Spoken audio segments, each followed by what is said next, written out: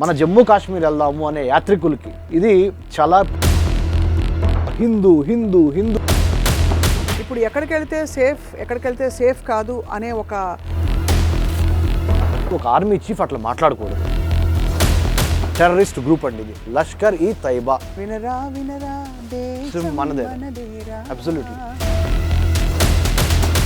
Welcome to Sakshi TV family. Jammu Kashmir ఉగ్ర దాడి అందరినీ తీవ్రంగా మరొకసారి కలచివేసింది. అందరికీ తెలుసు, పెహల్గాంలోని బైసారన్ వ్యాలీలో కొంతమంది టూరిస్టులు ముఖ్యంగా కాలినడకన మాత్రమే వెళ్ళగలిగిన ఒక ప్రదేశంలో వాళ్ళు ఉన్నప్పుడు ముష్కర్లు వచ్చి దాడి చేసి దాదాపు 28 మందిని చంపేశారు. అలాగే ఎంతోమంది గాయపడ్డారు, తీవ్రంగా భయభ్రాంతులకు లోనయ్యారు. చాలామంది వెకేషన్కి వెళ్తున్న వాళ్ళందరూ ఇప్పుడు కాశ్మీర్ ప్లాన్స్ క్యాన్సిల్ చేసుకున్నారు. అసలు ఏ జాగ్రత్తలు తీసుకోవాలి, ఈ దాడి దేనికి సంకేతం, ముందు ఈ సమ్మర్ వెకేషన్స్లో కూడా అతి జాగ్రత్త వహించవలసిన సమయం. We have with us centre for human security studies వ్యవస్థాపకులు అండ్ అలాగే తెలంగాణ రాష్ట్ర ప్రభుత్వానికి సలహాదారుగా ఉండి ఎన్నో కెపాసిటీస్లో అంతర్జాతీయ అంశాలపై, ముఖ్యంగా సేఫ్టీ అండ్ సెక్యూరిటీ ఇష్యూస్పై ఒక గొప్ప రీసెర్చర్గా మనందరికీ సుపరిచితులు డాక్టర్ కన్నేకంటి రమేష్ గారు. వారితో మాట్లాడబోతున్నాం. రమేష్ గారు, thank you so much for joining us. చాలా బాధాకరమైన ఒక సంఘటన ఇది. ఉన్నపళంగా ఎలా జరిగిపోయింది రమేష్ గారు ఇది? స్వప్న మేడం గారు, ఇది ఉన్నపళంగా జరగలేదండి. కరెక్ట్గా ఇవాళ నుంచి 1 week back Pakistani army chief 2 nation థియరీని మళ్ళీ తీసుకొచ్చి తెర మీదకి హిందూసు ముస్లిమ్స్కి మధ్య ఒక చిచ్చు రాజేసే విధంగా ఆయన మాట్లాడారు. ఒక ఆర్మీ చీఫ్ అట్లా మాట్లాడకూడదు. అవును, ఏమన్నా తేడాలు ఉంటే ఇండియన్ ఆర్మీ గురించి మాట్లాడాలి, కానీ హిందూ థాట్ వేరు, హిందువులు ఆలోచించే విధానం వేరు, హిందూ మతం వేరు, మేము వేరు అని ఆయన స్పష్టంగా హిందూ హిందూ హిందూ అని 1 వీక్ బ్యాక్ మాట్లాడారు. అది అసలు జరగకూడదు. దాన్ని వీళ్ళు ఆదర్శంగా తీసుకొని లష్కర్ ఈ తైబా, ముంబై 26/11 అటాక్స్ చేసిన లష్కర్ ఈ తైబా అనే ఉగ్రవాద సంస్థ 2008 నవంబర్ 26 ఆ ఉగ్రవాద సంస్థ లష్కర్ ఈ తైబా యొక్క off shoot the resistance movement అనమాట, the resistant front, whatever you name it. వాళ్ళు రెస్పాన్సిబిలిటీ తీసుకున్నారు. ఈ జమ్మూ కాశ్మీర్ దగ్గర ఉన్న అనంతనాగ్ జిల్లా నుంచి కొంత దూరంలో ఉన్న ఈ పెహల్గామ్, బైసారన్ మినీ స్విట్జర్లాండ్, అంటే మినీ స్విట్జర్లాండ్ అని మనం ఉదాహరించుకుంటాము. ముఖ్యంగా భారతదేశంలో ఉన్న, మనకి ముఖ్యంగా దక్షిణ భారతదేశంలో ఉన్న హీటుని తట్టుకోవడానికి కానీ, లేదా ఉత్తర భారతదేశం నుంచి కానీ హీటుని తట్టుకొని సమ్మర్ వెకేషన్కి స్వేద తీరటానికి మినీ స్విట్జర్లాండ్ వెళ్దాము, మన జమ్మూ కాశ్మీర్ వెళ్దాము అనే యాత్రికులకి ఇది చాలా పెద్ద దెబ్బ. ముఖ్యంగా టెర్రరిజం ఏం చేస్తుంది, టూరిజాన్ని నాశనం చేస్తుంది. టూరిజము ఆహ్లాదభరితంగా ఉండాలని ఎన్నో సమస్యలతో మనం నిత్య జీవితంలో సతమతమైపోతున్నాం.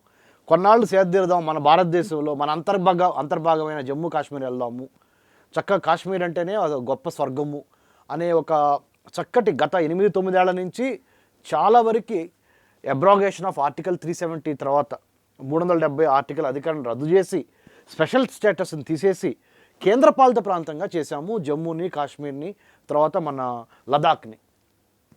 అందుట్లో భాగమైన జమ్మూ కాశ్మీర్లో అనంతనాగ్ జిల్లాలో పెహల్గామ్కి దగ్గరలో ఉన్న బైసారన్ వ్యాలీలో ఇప్పుడు ఈ ఘటన జరిగింది. ఈ ది రెసిస్టెంట్ ఫ్రంట్ అనే ఈ organisation which is link to Lashkar e Taiba అనే ఒక terrorist organisation, Pakistani based, Pakistani funded, Pakistani sourced terrorist group అండి ఇది, లష్కర్ ఈ తైబా. Correct sir. కానీ ఇక్కడ వీళ్ళు ఈ ప్రదేశాన్ని ఎంచుకోవడానికి కారణాలు ఏంటి? అంటే దగ్గరగా అందుబాటులో ఉండడం ఒకటా, లేక మరొక రీజన్ ఏమన్నా ఉందా? అంటే కాశ్మీర్లో ప్రశాంతంగా మారింది కాశ్మీర్ అనుకుంటున్న సమయంలో ఇలా జరగడం చాలా థాట్ ప్రొవోకింగ్, చాలా మంచి ప్రశ్న మేడం ఇది. ఎందుకు చెప్తానేనండి, అమెరికా ఉపాధ్యక్షుడు జేడీ వ్యాన్స్ భారత పర్యటనలో ఉన్నారు. ఆల్రెడీ 2 రోజులు ముగించుకున్నారు. ప్రధానమంత్రి మోడీ గారిని కూడా కలిశారు. మన ప్రధానమంత్రి మోడీ గారు సౌదీ అరేబియా పర్యటనలో ఉన్నారు. టెర్రరిస్టులు ఎప్పుడు సింబాలిక్ టార్గెట్స్ అని, సాఫ్ట్ టార్గెట్స్ అని 2 టార్గెట్లు లక్ష్యంగా చేసుకుంటారు. ఎప్పటి నుంచో చెప్తూ వచ్చారు. ఎప్పటి నుంచి నేను గత 10 ఏళ్ల నుంచి మనం ఇక్కడ దిల్సుఖ్ నగర్ బ్లాస్ట్ అప్పుడు కూడా చెప్పాను, ఇదే మాట అన్నారు, సాఫ్ట్ టార్గెట్స్, సింబాలిక్ టార్గెట్స్ అని. ఇక్కడ విశేషం ఏంటంటే, అన్ఫార్చునేట్లీ ఇప్పుడు జరిగిన పెహల్గామ్లో జరిగిన terrorist attack both soft symbolic అది రెండు కలిసి వచ్చినాయి. ఎట్లా అని చెప్తానండి. సింబాలిక్ ఎందుకంటే అమెరికా భారత్ రెండు మైత్రి బాగా బలపడుతున్న రోజులు ఇవి. So we have to tell Americans and Indians don't go two close, don't work in tandem. ఇద్దరు రెండు ప్రజాస్వామ్యాలు, మీరు డెమోక్రసీస్ చాలా బాగా కలిసి పని చేస్తున్నారు. కబడ్దార్ అలా చేస్తే కనుక మేము సహించేది లేదు ఒకటి.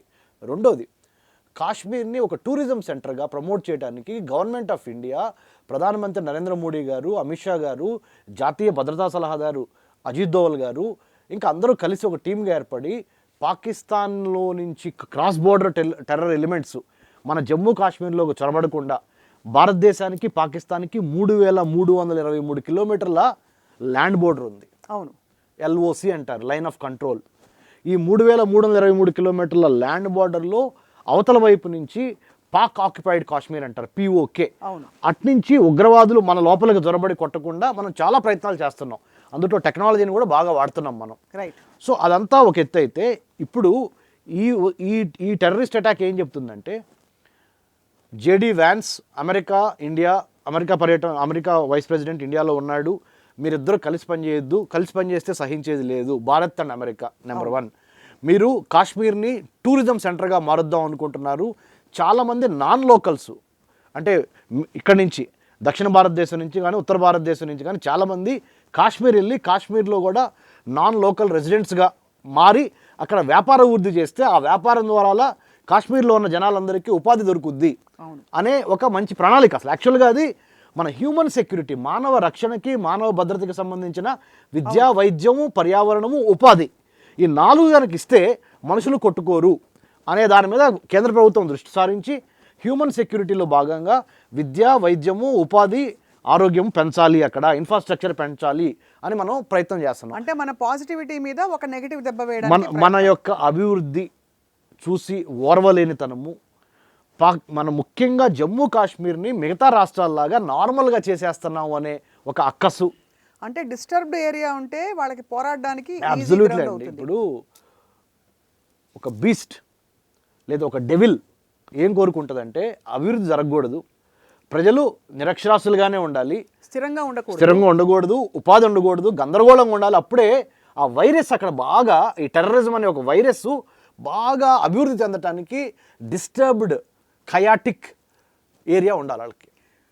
So that is the reason behind this attack, number 1. Number 2, number 3 final madam, మీరు ఈ మధ్యకాలంలో భారత్ మనం గమనించినట్లయితే ప్రపంచవ్యాప్తంగా India is on the rise. 3rd or 5th biggest largest ఎకానమీగా భారతదేశం అవతరించబోతున్నది GDP ప్రకారము. Plus artificial intelligence, blockchain, IoT, metaverse, emerging టెక్నాలజీస్లో కూడా నెంబర్ 1 టాలెంట్ భారత్ దగ్గర ఉంది. ఈ రోజున అమెరికా కూడా భారత్ని శాసించే స్థాయిలో లేదు. అవును, జాగ్రత్తగా మాట్లాడుకొని మీరు మాతో ఉంటే చాలనే స్థాయిలోనే ఉంది అమెరికా కూడా. సో ఇండియా ఒక రైజు ఏదైతే ఉందో 1947 ఆగస్టు 15 నుంచి ఇవాళ వరకు మన భారతదేశంలో మిలిటరీ పాలన లేదు. మన భారతదేశంలో మిలిటరీ వాళ్ళు మనల్ని పరిపాలించింది లేదు. కానీ మీరు పాకిస్తాన్ చూడండి మేడం, 4 సార్లు పాకిస్తాన్లో 14 ఆగస్టు 1947లో పాకిస్తాన్కి స్వతంత్రం వస్తే ఇవాళ వరకు 4 సార్లు మిలిటరీ పాలన జరిగింది. అంటే అటువంటి పరిస్థితులు అక్కడ నెలకొని ఉన్నాయి. సో మన శాంతి, మన సౌభ్రాతృత్వం చూసి ఓర్వలేక, అబ్సల్యూట్లీ మన ఎకనామిక్ డెవలప్మెంట్, పొలిటికల్ డెవలప్మెంట్, మన technological development, India the way it is rising in the comity of nations.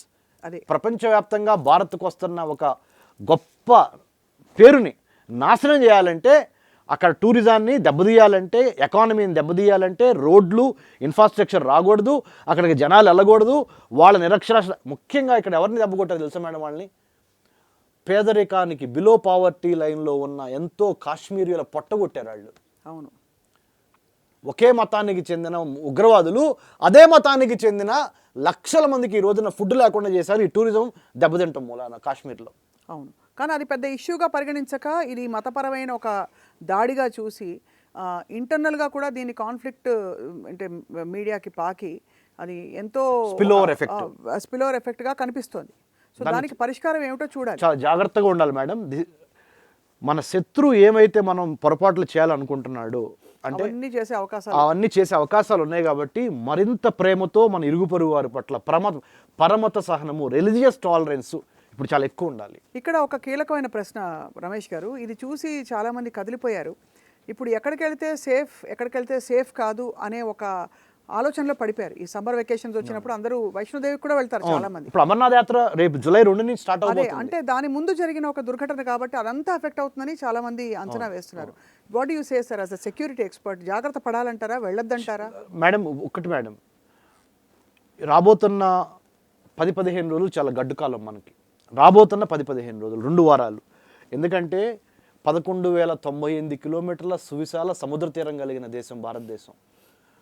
15,000 కిలోమీటర్ల ల్యాండ్ బార్డర్స్ ఉన్నాయి. మన భారతదేశం చుట్టుపక్కల ఆల్రెడీ బంగ్లాదేశ్లో గొడవలు జరుగుతున్నాయి, శ్రీలంకలో గొడవలు జరుగుతున్నాయి, నేపాల్లో అంతంత మాత్రంగా ఉంది. ఇప్పుడు పాకిస్తాన్ బేస్డ్ టెర్రరిస్టు ఇప్పుడు మన జమ్మూ కాశ్మీర్లో కూడా నిన్న జరిగింది. ఇలాంటి పరిస్థితుల్లో మనము ఒక్క 15 రోజులు భారత ప్రభుత్వానికి సహకరించి భారత ప్రభుత్వం యొక్క సూచనలకు మేరకు మనం నడుచుకోవాలి. Travel advisory by the government of India. Honorable Prime Minister of India is coming back from Saudi Arabia. Maybe today he will be reaching Delhi. ఆయన చాలా మార్గదర్శకాలు రిలీజ్ చేయబోతున్నారు by having a discussion with national security advisory board. జాతీయ భద్రతా మండలి prime minister గారి ఆధ్వర్యంలో ఇమ్మీడియట్గా మీటింగ్ చేసుకుంటుంది వార్ రూమ్లో మన ఢిల్లీలో. మీటింగ్లో మనకి విధి విధానాలు మనము ఒక్క 15 రోజుల పాటు నేను ఇచ్చే సలహా ఏంటంటే మీరు నన్ను అడిగింది అదే. ఒక్క 15 రోజుల పాటు భారత ప్రభుత్వం యొక్క సూచనలు ఆచరణలో పెట్టి మనము ఎక్కడున్నాళ్ళు అక్కడ ఉండి దయచేసి ఇప్పుడు ఒక్క 15 రోజులు ముఖ్యంగా తీర ప్రాంతాలు అంటారా, ఎక్కడికి వెళ్ళకపోవడం ఒక్క 15 రోజుల పాటు మనము అత్యవసరం అయితే అత్యవసరం వన్ డే వాళ్ళు వెయిట్ చేద్దాం. ప్రధానమంత్రి మోడీ గారి దగ్గర నుంచి మనకి డైరెక్షన్స్ వస్తాయి. నెంబర్ 1. నెంబర్ 2, అమిత్ షా గారు ఇప్పుడు ఆల్రెడీ జమ్మూ కాశ్మీర్లో ఉన్నారు, సిచ్యువేషన్ని ఆయన రివ్యూ చేస్తున్నారు. నెంబర్ 2. నెంబర్ 3, అన్నిటికన్నా మించింది అమర్నాథ్ యాత్ర కూడా జూలై 2 నుంచి స్టార్ట్ అవబోతుంది. ఒక్క 15 రోజుల తర్వాత మళ్ళీ మనము పూర్తి శక్తితో ఎక్కడికైనా వెళ్ళొచ్చు, హ్యాపీగా ఎక్కడికైనా తిరగొచ్చు అనే ఎన్విరాన్మెంట్ని క్రియేట్ చేయడంలో భారత ప్రభుత్వము, civil society, police, CISF, CRPF, IB, రా, Indian air force, Indian navy, Indian army, law enforcement agencies అన్నీ, ముఖ్యంగా మీడియా ఛానల్స్, ఇలాంటి సమయంలోనే మీడియా ఛానల్స్ వర్నాక్యులర్ కానీ నేషనల్ మీడియా కానీ చాలా సమయంతో ఫేక్ న్యూస్ని ప్రచారం చేయకుండా అనవసరంగా భయాందోళన కలిగించకుండా జనాలకి పూర్తిగా ప్రజలకి అన్నీ చెప్పాల్సిన అవసరం లేదు. ఏది చెప్పాలో అది మాత్రమే చెప్పి ఎక్కడన్నా 2 పార్టీలు కానీ 2 మతాలు కానీ కొట్టుకునే అవకాశం ఉంటే అలాంటి అవకాశం అసలు ఇవ్వకుండా వాళ్ళ న్యూస్ ద్వారా చాలా సంయమనంతో మీకు నిజంగా మన మాతృభూమి మీద ప్రేమ ఉంటే this is the time. The electronic media, print media will have to play a very కీలకమైన పాత్ర, very judicious role, very meaningful and productive journalism and responsible journalism చేయాల్సిన అవసరం. ఈ 10-15 days చాలా ఇంపార్టెంట్. ఎందుకంటే 25 crores ముస్లిమ్స్ ఉన్నారు భారతదేశంలో. 140 crores almost 25 to 30 crores Muslims ఉన్నారు, క్రిస్టియన్స్ ఉన్నారు, కొంతమంది మన సిక్ మతానికి సంబంధించిన వాళ్ళు ఉన్నారు, జైనిజానికి సంబంధించిన వాళ్ళు ఉన్నారు. So multi cultural, multi religious, multi lingual country అయిన భారతదేశాన్ని అదే ఫ్యాబ్రిక్, ఆ సెక్యులర్ ఫ్యాబ్రిక్ అంటారు, ఆ సెక్యులర్ ఫ్యాబ్రిక్ దాన్ని కాపాడటం కోసం మీడియా చాలా జాగ్రత్తగా రాసే ప్రతి రాత, చెప్పే ప్రతి మాట ఇద్దరు మనుషుల్ని కలిపే విధంగా ఉండాలి కానీ ఇద్దరు మనుషుల్ని విడదీసే విధంగా అసలు ఉండకూడదు, ముఖ్యంగా ఈ 15 రోజులు.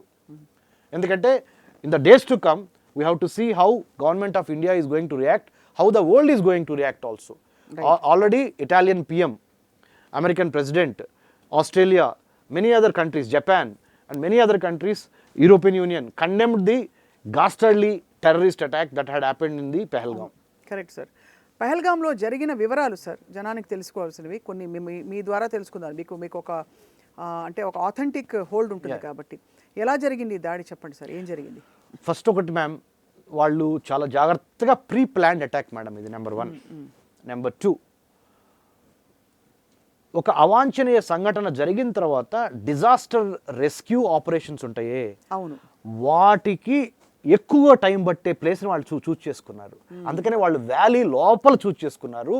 అంటే జమ్మూ కాశ్మీర్ పోలీస్ కానీ ఆర్మీ కానీ లోపలికి ప్రవేశించడానికి చాలా టైం పట్టే ప్లేస్ని వాళ్ళు సెలెక్ట్ కానీ చేసుకున్నారు. వాళ్ళు గన్నులు పెట్టుకుని తిరుగుతున్నారంటే అక్కడ అంటే వాళ్ళు ఏం చేశారంటే, వెరీ గుడ్ క్వశ్చన్, పోలీస్ దుస్తుల్లో, మిలిటరీ దుస్తుల్లో వాళ్ళు మాస్కరేడ్ అంటే తమను మార్చుకొని వచ్చారు. ఆ సెక్యూరిటీ ల్యాప్సెస్ మీద కూడా మనం టీవీ స్టూడియోస్లో మాట్లాడకూడదు కాబట్టి మీరు చెప్పట్లేదు, నేను చెప్పను. అది చెప్తే ఏమవుద్దంటే కాన్ఫిడెన్స్ పోతుంది. కాన్ఫిడెన్స్ పోవటం ఒకటి, అనవసరంగా ఇలా కూడా చేయొచ్చా అనే ఒక జ్ఞానం ఇచ్చిన వాళ్ళం అవుతాం మనం అవును. దుర్మార్గులకి.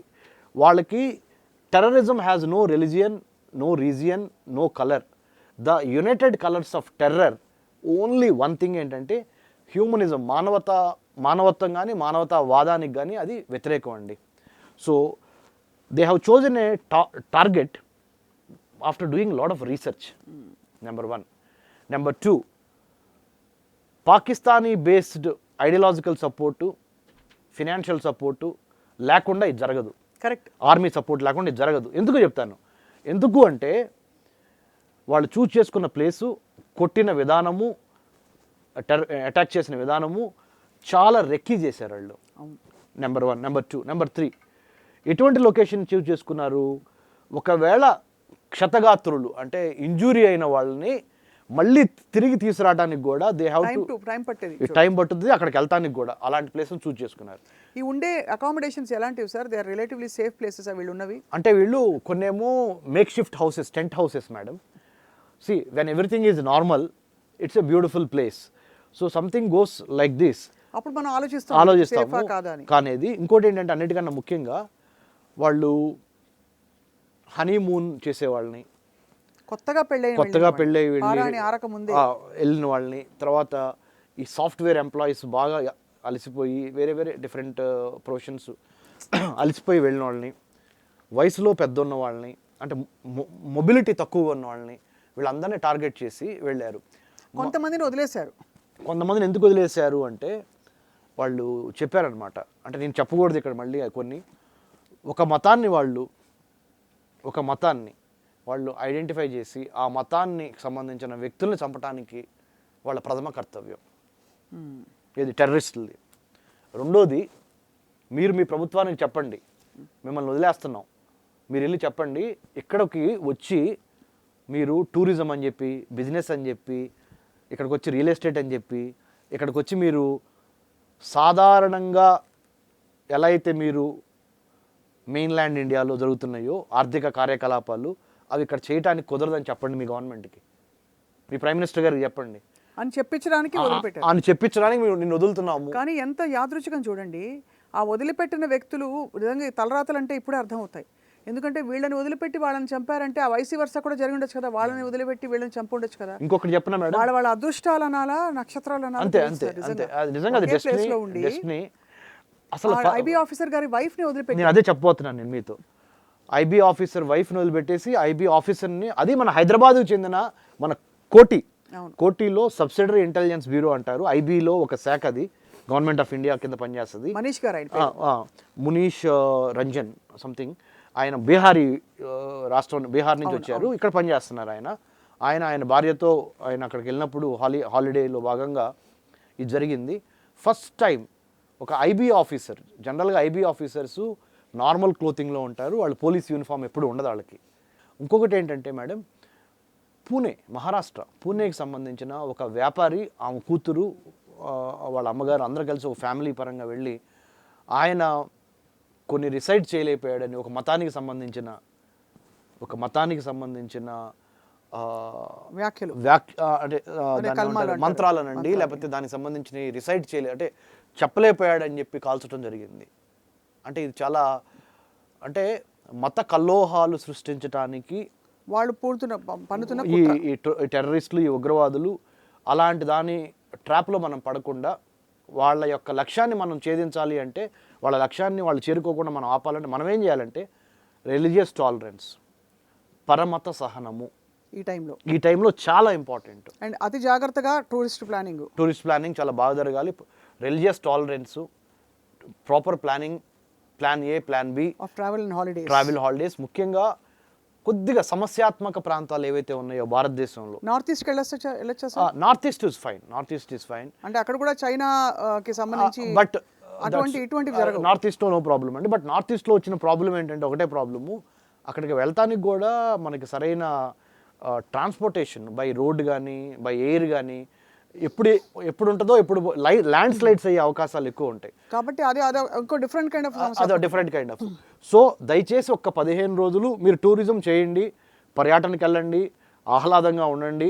కానీ సమస్యాత్మక ప్రాంతాలు ఏవైతే ఉన్నాయో భారతదేశంలో, అంటే నార్త్ ఈస్ట్ ఇన్సర్జెన్సీ మూమెంట్ కానీ, ఇటు జేఎండ్కే సంబంధించిన విషయాలు కానీ, ఇక్కడ కొద్దిగా జాగ్రత్తగా ఉండండి ఈ ఏరియాస్లోకి వెళ్ళకుండా. మీరు అదర్వైజ్ దక్షిణ భారతదేశంలో ఉన్న మిగతా ప్లేసెస్కి ఎక్కడికైనా మీరు వెళ్ళొచ్చు. సో మీ ఫ్యామిలీ ఏమీ ఆందోళన పడొద్దు. భారత ప్రభుత్వము చాలా క్యాపబుల్గా అన్నిటినీ డీల్ చేయగలదు. కాకపోతే మనం చేయాల్సింది ఏంటంటే, మళ్ళీ చెప్తున్నాను నేను, ఎవరో కొంతమంది మైండ్లెస్ మతోన్మాదులు చేసిన దానికి ఆ మతానికి మొత్తానికి పొలవద్దు దాన్ని. అవును, ఈసారి అది లింకప్ చేసే కాన్షియస్ ప్రయత్నం అయితే జరిగింది కావాలని. అదే. సో వాళ్ళు చేసిన పని మనం చేయొద్దు. మనం ఎక్కువ మన మన మన పరమత సహనం అనేదాన్ని మర్చిపోకుండా రైట్ చాలా జాగ్రత్తగా అందరం కలిస్తేనే, ఈ 10 ఏళ్ళు కలిస్తేనే ఒక శక్తి.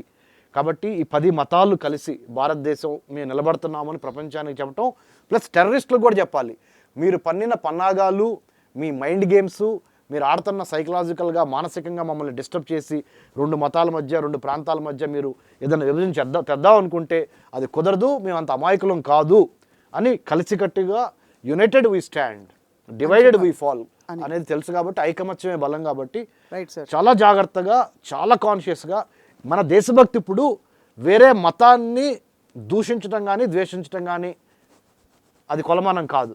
మన దేశభక్తి ఇప్పుడు చూపించాల్సింది వేరే మతాలని వేరే కులాలను కూడా కలుపుకొని వెళ్తాము దేశం కోసం అనే ఒక ప్రేమ వాత్సల్యం ద్వారానే గెలవండి. Winning the hearts and minds, వ్యామ్ స్ట్రాటజీ అంటారు, WHAM, winning hearts and minds strategy to win over your brothers and sisters, fellow brothers and fellow sisters. Sir, final ఒక క్వశ్చన్. ఇప్పుడు క్షతగాత్రులు మరియు రక్షించబడ్డ వాళ్ళు ఎవరికైతే గాయాలు అవ్వలేదో వాళ్ళ అదృష్టం బట్టి వాళ్ళని ఇప్పుడు మళ్ళీ సురక్షిత ప్రాంతాలకు తరలించేశారు కదా సార్? తరలిస్తున్నారు. కొంతమందిని తరలించారు మేడం, కొంతమందిని ఇటు శ్రీనగర్ క్యాపిటల్ తీసుకొచ్చారు, కొంతమందిని జమ్మూ తీసుకొచ్చారు. వాళ్ళని వెంటనే విడుదల చేసి పంపించేస్తారా? అంటే వన్స్ దేర్ ట్రీట్మెంట్ జరుగుతుంది. Army has now taken over in a big way. Army treatment, choppers పంపించారు, హెలికాప్టర్స్ పంపించారు ఎయిర్ లిఫ్ట్ చేయడానికి. ఐ థింక్ రాబోయే తప్పకుండా మీరు అన్నట్టు రాబోయే కాలంలో ఆ ప్రాంతం ఇలాగా నెత్తురోడి ఒకలాంటి వాతావరణం తయారైంది కాబట్టి కొంచెం టైం పడుతుంది. బైసరన్ వ్యాలీ మీద మళ్ళీ నమ్మకం పెట్టుకుని అక్కడికి వెళ్ళడానికి కొద్దిగా డెఫినెట్గా కొంత టైం పడుతుంది. కానీ మనం వెళ్తాము. ఇప్పుడు ఈ సంవత్సరం కాకపోయినా నెక్స్ట్ ఇయర్కైనా అది నార్మల్ అవుద్ది. బట్ ఈ రాబోతున్న 15 రోజుల్లో మాత్రము ఎలక్ట్రానిక్ మీడియా, ప్రింట్ మీడియా, టూరిస్టులు, మన భారతదేశంలో ఉన్న టూరిస్టులు చాలా జాగ్రత్తగా, చాలా మెథాడికల్గా, సిస్టమేటిక్గా, రేషనల్గా బిహేవ్ చేయాలి. రేషనాలిటీని దెబ్బ కొడటానికే టెర్రరిస్ట్ ఈ పని చేశాడు. వాడు టెర్రరిజం అంటే ఏం లేదు స్వప్న గారు, ఒకళ్ళ చంపి 1000 మందిని భయపెడతామే టెర్రరిజం. వాడు చేసిందే అది. ఏమని పట్టుకోలేదు కదా సార్, ఇంకా అవన్నీ వివరాలు బయటకు వస్తాయి. ఎంతమంది వాటిల్లో కాల్చి చంపాము మన ఇండియన్ ఆర్మీ, లేదా ఎక్కడికి వెళ్ళిపోయారు, అవన్నీ ఆపరేషనల్ డీటెయిల్స్ అంటారు. ఆపరేషనల్ డీటెయిల్స్ అసలు టీవీ స్టూడియోలో అసలు డిస్కస్ చేయాల్సిన అవసరం లేదు, చేయొద్దు. కేవలం ప్రజల్ని అప్రమత్తం చేయటమే మన ఇది. So government of India will come out with a press conference very soon, today or tomorrow. Prime minister Modi గారే తప్పనిసరిగా దీన్ని చేస్తారు. దానికి సంబంధించిన ప్రతిచర్య, కౌంటర్ టెర్రరిజం. స్వప్న గారు, మీ అనుమతితో ఒక మాట చెప్తాను. భారతదేశానికి ఉగ్రవాదాన్ని ఎదుర్కొనే శక్తి సామర్థ్యాల మీద మేధోమథనం చేసి టెర్రరిజం ఎప్పుడు పుట్టింది, ఎక్కడ పుట్టింది, ఎలా ఎదిగింది, ప్రపంచంలో ఉన్న టెర్రరిస్ట్ ఆర్గనైజేషన్స్ ఏంటి, వాటిని ఎట్లా ఎదుర్కోవాలి, వాటి యొక్క ఇంపాక్ట్ భారతదేశం మీద ఏ విధంగా ఉంటుంది, మనం ఏ విధంగా తిరిగి టెర్రరిజాన్ని ఎదుర్కోవాలనే అంశం మీద నేను గత 15 ఏళ్ల నుంచి మన centre for human security study CHSS ద్వారా మానవ రక్షణ అధ్యయన సంస్థ పెట్టి హైదరాబాద్లో ఎన్ని వేల మందిని foreign affairs, geo politics, counter terrorism వీటి మీద మనం సుశిక్షితులను చేశామంటే Telangana tribal welfare, Telangana social welfare, Telangana minority welfare and BC welfare, అమ్మాయిలకి అబ్బాయిలకి దేశ భద్రత, విదేశీ వ్యవహారాల మీద 1 మంత్ రీసెర్చ్ ఇంటర్న్షిప్ ఇచ్చి, అదే మీకు తెలుసు madam, you have been witnessing highly మీరు హైలీ నాలెడ్జబుల్. ఇవాళ మీరు ఇచ్చిన సూచన సలహాలు ఇవన్నీ కూడా ఫ్యామిలీస్ కి ముఖ్యంగా చాలా మా సాక్షి ఫ్యామిలీ ఛానల్ కి చాలా ఉపయోగపడుతున్నాయి. తప్పకుండా మేడం. అండ్ భయపడొద్దు, దేవుడు ధైర్యము, God and courage must be our armour now. మన వెపన్స్ రెండే, దేవుడు ధైర్యం. మీరు ఏ దేవుడిని నమ్మితే ఆ దేవుడు, ధైర్యము. ఈ రెండింటితో పాటు కొన్ని basic safety tips, security tips ఏంటంటే, యాజ్ ఎ సెక్యూరిటీ అనలిస్ట్గా, don't get into unknown territories. Number 1, తెలియని ప్రాంతాలకు వెళ్ళొద్దు. నెంబర్ 2, అన్నిటికన్నా ముఖ్యంగా లోకల్గా ఉన్న గవర్నమెంట్ ఆఫీసర్స్కి మీరు వెళ్ళే ఏరియాస్ గురించి వాళ్ళతో మీరు కమ్యూనికేషన్లో ఉండటం చాలా ఇంపార్టెంట్. వాళ్ళ సూచనలు సలహాలు పాటించి దుస్సాహసం చేయకుండా, మిస్అడ్వెంచర్ వద్దు, అడ్వెంచర్ చేయండి. అదొకటి చాలా మంచి పాయింట్ చెప్పారు. ట్రావెల్ ఏజెంట్స్ కూడా ముఖ్యంగా ట్రావెల్ ఏజెంట్స్ యొక్క మాయ మాటలు నమ్మి పర్లేదండి అంతా బాగానే ఉందండి వద్దు.